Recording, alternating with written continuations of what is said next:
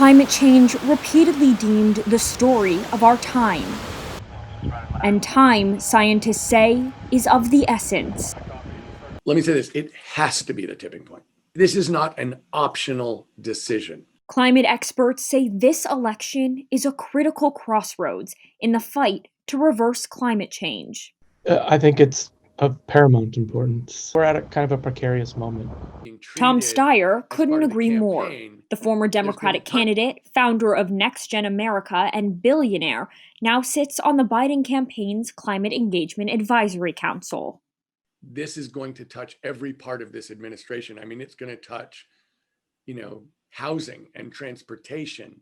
It's going to touch commerce. It's going to touch the Secretary of State. This is, at some level, a global problem that requires a global solution, with America participating and leading. Climate change is an issue that engulfs the nation.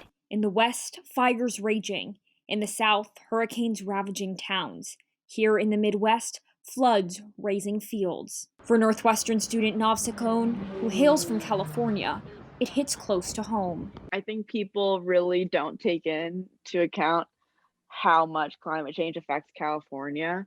And it's just such an unreasonable thing to go back there and live there as it gets worse and worse. This election, for the first time in history, there are just as many millennials and members of Gen Z eligible to vote as members of older generations. And young voters tell me they're prioritizing the planet as they head to the polls. We're going to have to solve these problems. And seeing that so many kids actually care is what inspires me, that we will make progress and that we will achieve the goals that this planet needs.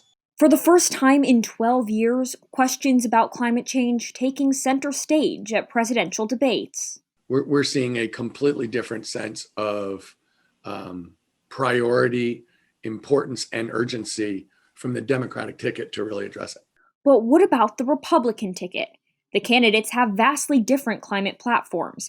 President Trump rolling back some 160 environmental regulations over the past 4 years, while Biden says his plan sees a carbon-free energy sector by 2035. And so that's a low carbon future or a high carbon future, essentially. And that's an incredibly important decision because essentially the argument boils down to any extra carbon that we add to the system will have a negative impact as we move forward. It's an issue bigger than any administration, but climate action is often led by smaller grassroots organizations, like the local Chicago Youth Alliance for Climate Action. It's frustrating because we have a lack of representation in Congress and our political offices.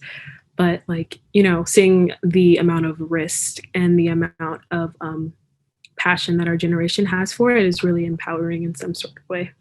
And climate change isn't just a rallying cry for young Democrats. Young Republicans like David Groh understand the future is at stake. Definitely feel like there's some sort of assumptions being made there that aren't fair. Because it's not that we disagree on whether or not climate change exists, it's just we disagree on how to go about it.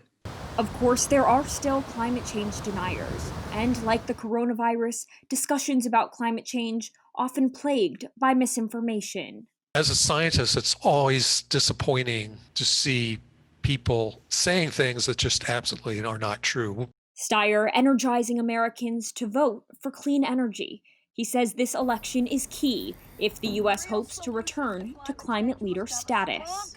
Look, I don't think there's any substitute for winning the presidency.